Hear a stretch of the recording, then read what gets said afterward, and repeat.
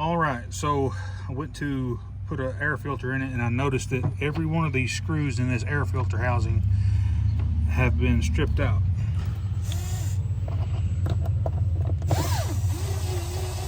See that? It's not tightening at all. Let me show you. An old mechanic showed me this trick many years ago. So what you do is you get you a piece of 095 weed eater string. That's going to act like a thread catcher. So we're going to take and measure this off.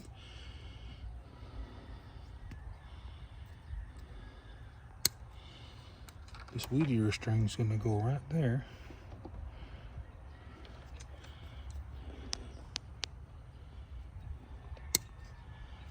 And just put one down in each hole.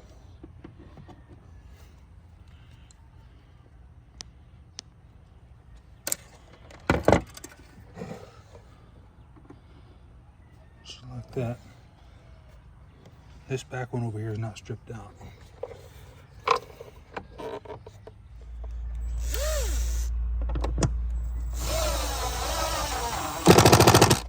Boom. Man, that works good.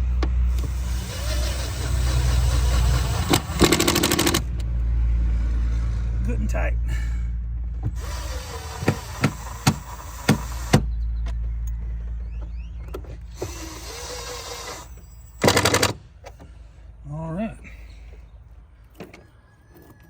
All right.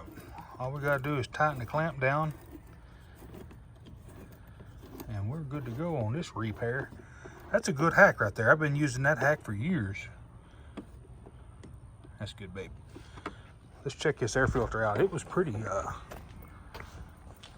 clogged up. I don't know if y'all can see all that coming out of there or not. Got a stick on it. I was gonna peel this off so we could see some air through it, but you can't see anything through that. It's got a pretty good pre-filter.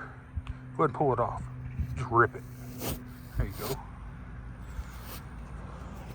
Break the cellulose like that. Yeah, it's getting close to being 100% clogged. We got that air filter housing fixed without having to replace a $300 part. I love those kinds of repairs, and I've been doing this for years. Hey, if this helped you out, give me a thumbs up and smash that subscribe button.